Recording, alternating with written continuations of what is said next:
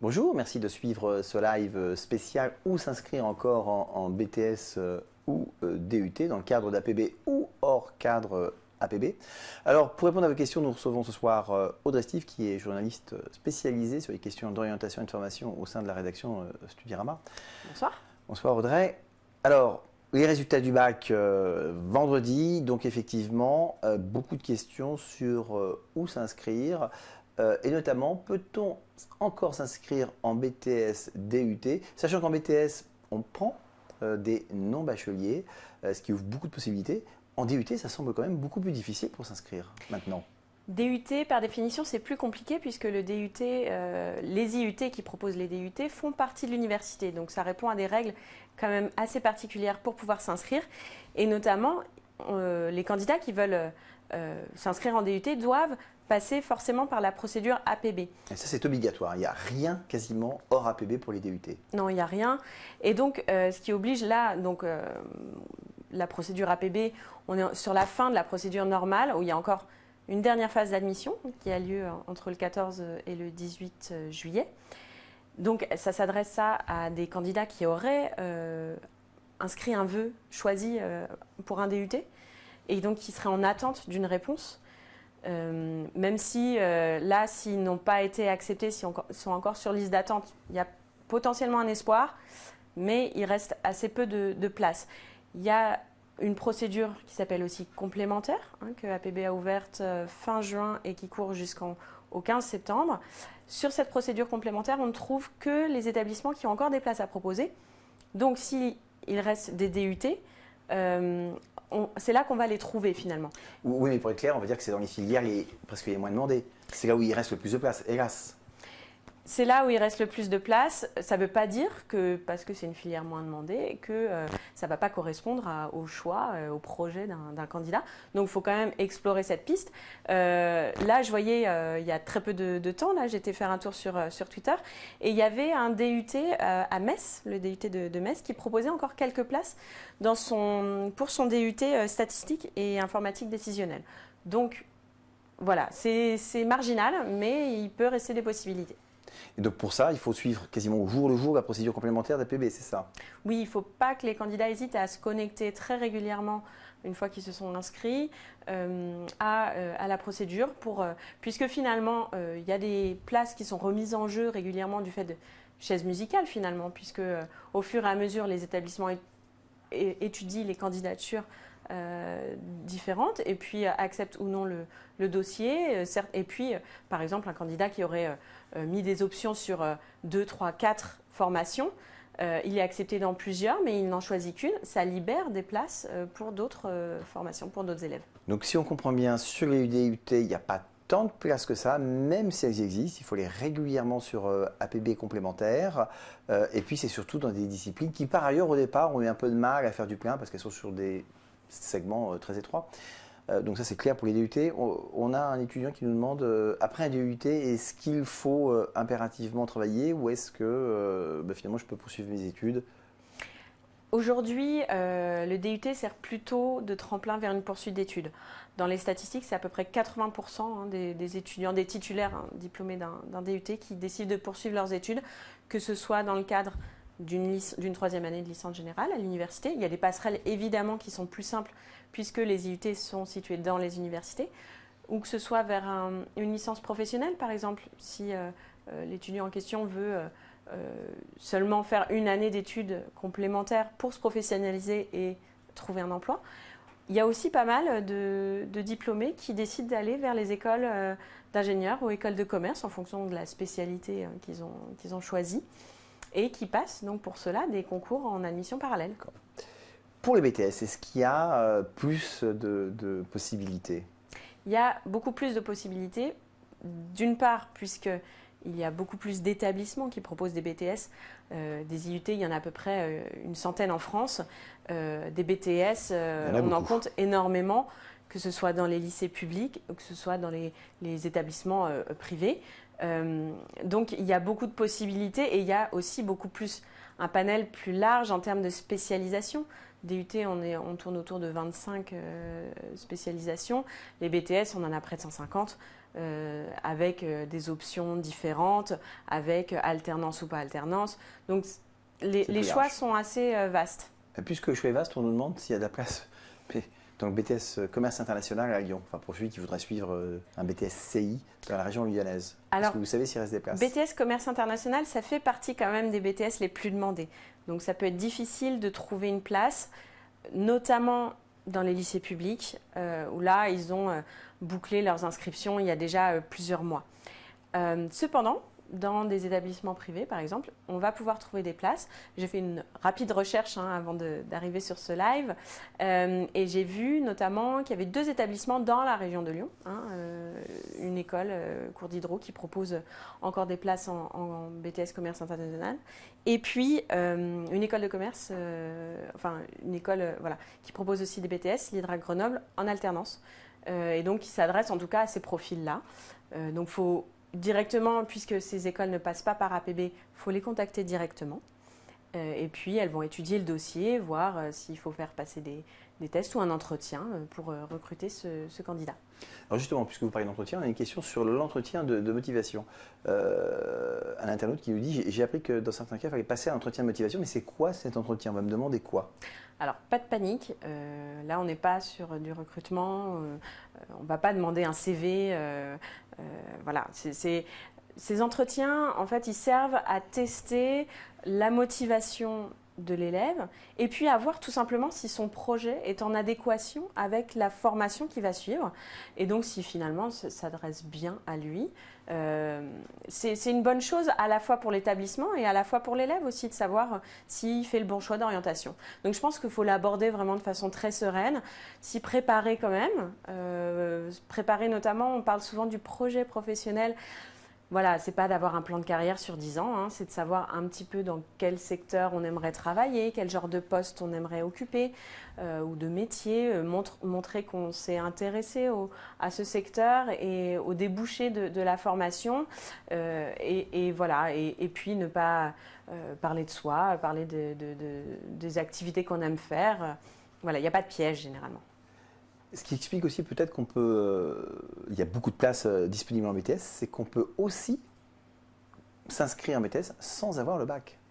Oui, souvent c'est quelque chose que ceux qui n'ont malheureusement pas eu le bac ignorent, c'est qu'ils peuvent poursuivre leurs études supérieures malgré tout et donc s'adresser à des établissements qui proposent des BTS, puisque rien n'indique finalement qu'il faut obligatoirement le BTS pour s'inscrire et qu'il faut obligatoirement le bac pour s'inscrire en BTS, ce qui n'est pas le cas par exemple à l'université. Donc voilà, là il y a des possibilités qui sont offertes. Alors les places sont quand même assez rares et puis il faut avoir un certain sens de... Voilà, il faut savoir convaincre aussi puisqu'il va falloir démontrer que même si on n'a pas eu le bac, qu'on est capable de suivre un cursus d'études supérieures, donc qui est assez exigeant en termes de travail, en termes de compétences qu'il va falloir développer. Et puis, souvent, les établissements demandent aussi aux candidats de repasser le bac en candidat libre. Sur le BTS optique, on nous demande si vous savez quel est le niveau demandé, s'il faut être vraiment bon en sciences et éventuellement comment se passe la sélection. Alors, effectivement, sur le BTS optique qui est assez demandé, pourquoi? Parce qu'il y a des débouchés qui sont assez intéressants. On va demander, effectivement, ça va plutôt s'adresser à des profils scientifiques, donc soit des bacheliers des séries S ou STI2D, par exemple, industriel, ou ST2S, qui est donc santé et sociale, voilà, où il y aura quand même un bagage de sciences qui aura été vu. Ça ne veut pas dire que les candidats, les bacheliers des autres séries ne peuvent pas y accéder, mais il faudra sûrement rattraper certaines notions en sciences et aussi il faudra montrer qu'on est motivé et que c'est vraiment son projet qu'on porte. Claire nous dit qu'il n'a pas les moyens, elle n'a pas le financement pour aller dans une école privée, notamment pour suivre un BTS, qu'elle n'a pas envie de faire la fac et elle nous demande qu'est-ce que j'aurais comme autre opportunité ou comme autre possibilité. Alors là, immédiatement, je pense moi à l'alternance qui peut être un moyen de financer ses études. puisque quand on trouve une entreprise d'accueil, c'est elle qui prend en charge les frais de scolarité. Et puis en plus, l'étudiant est rémunéré sur une base par rapport au SMIC. Cela dit, il ne faut pas penser que l'alternance doit être prise uniquement pour assurer le financement de ses études. C'est quand même une formation qui est assez exigeante, puisque on est à la fois étudiant, donc on a toutes les contraintes liées à suivre les cours, rendre des devoirs, passer des examens, notamment dans le BTS, il y a un diplôme à passer à la fin.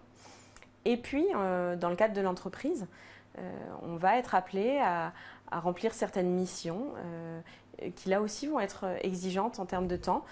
On est salarié, donc ça veut dire qu'on n'a plus de vacances scolaires. Voilà, donc il faut bien prendre en considération tous ces éléments-là. Mais l'alternance, c'est vraiment, ça peut être aussi une solution pour les étudiants qui ont envie de rapidement mettre un pied dans l'entreprise, être sur des choses assez concrètes. Voilà, donc faut étudier la question. En tout cas, on aura bien compris qu'il ne faut pas s'engager à la légère. Non, mais alors par contre aussi pour financer ses études, on peut parler du job étudiant, puisque on sait qu'il y a beaucoup d'étudiants qui prennent un job à côté pour effectivement financer le logement et tous les frais de la vie quotidienne, et puis des frais de scolarité bien sûr. Là, il faut faire attention à ce que ce job permette quand même, laisse suffisamment de temps pour préparer ses cours et bien suivre et que ce ne soit pas au détriment de la réussite des études. Margot nous dit qu'elle veut suivre un BTS en électrotechnique et elle nous demande mais c'est quoi les critères pour choisir un bon BTS, une bonne école, pour ne pas se tromper? Il y a une recette miracle pour ça? Il n'y a pas une recette miracle. Je pense que, alors sur les BTS, il y a peu de chances de se tromper. Pourquoi? Parce que c'est quand même un diplôme d'État avec un référentiel. Et donc l'école doit en l'occurrence offrir une formation. Enfin, ça a été vérifié en tout cas. Toutes les écoles ne peuvent pas proposer une formation de ce type-là et elles auront été évaluées en tout cas pour être sûr qu'elles proposent une formation de qualité qui aboutisse au BTS, puisque ça reste un diplôme d'État national. Après, il y a d'autres critères pour choisir une formation. Il faut tout simplement savoir si on va bien s'y sentir, puisque il ne faut pas oublier qu'on va passer du temps dans l'école. On va y passer 2 ans à raison de 35-40 heures par semaine. Il faut aussi s'y sentir bien, savoir si l'équipe pédagogique assure un bon suivi, si on s'entend bien avec... Voilà, si on se sent bien dans les locaux, etc. Il y a un point que vous avez soulevé tout à l'heure et qu'il faudrait peut-être rappeler, c'est que bon, DUT obligatoirement APB et presque tout est clos. BTS, beaucoup de possibilités, mais aussi beaucoup de possibilités en dehors d'APB. Il faut bien voir qu'il y a de nombreux établissements privés, notamment, qui proposent des places en BTS sur des formations sérieuses, mais qui ne sont pas dans le cadre d'APB. Donc pas de panique si dans APB on ne trouve pas. Non, j'ai presque envie de dire d'ailleurs que APB, ça va être assez marginal par rapport à tout ce qui va être proposé en dehors. Il y a encore énormément d'écoles qui ne passent pas par APB. Elles ont fait ce choix-là et qui décident de recruter directement les étudiants. Et donc, il faut s'adresser directement aux écoles. Comment on les trouve? On les trouve sur Internet, notamment sur Studirama. Il y a l'annuaire des formations qui permet de chercher par BTS et par spécialité et par région. Donc, déjà, ça donne une idée de ce qu'on peut trouver autour de chez soi. Il ne faut pas hésiter à aller élargir un peu ses horizons, notamment si on cherche une spécialité qui est assez demandée, que ce soit assistant manager, commerce international, tourisme. S'il n'y a pas d'établissement près de chez soi, il faut peut-être essayer d'aller voir dans la région d'à côté ou un peu plus loin. Dernière question, alors, qui n'est pas vraiment dans le thème de où s'inscrire au moment où on parle, mais question de fond de Marie sur le BTS et le DUT. Alors, si vous pouvez nous donner cette réponse en quelques mots, quelle est pour vous la différence essentielle entre un BTS et un DUT?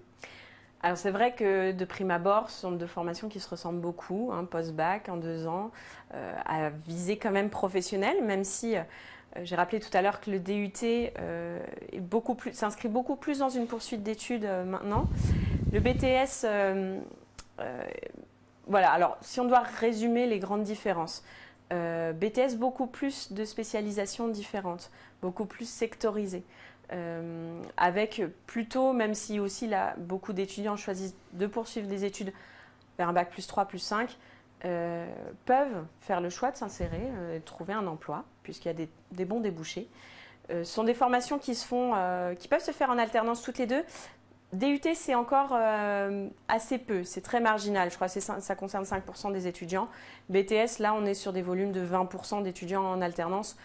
Donc, si l'étudiant veut veut faire sa formation en alternance, je dirais plutôt de s'orienter vers un BTS. Après, voilà, les DUT, les IUT sont situés dans les universités, donc c'est vrai que là aussi, il y a des passerelles qui sont peut-être plus évidentes si on veut poursuivre après vers un cursus universitaire. Mais tout ça, ça reste à la marge. En termes de programme, on va retrouver des stages d'un côté comme de l'autre.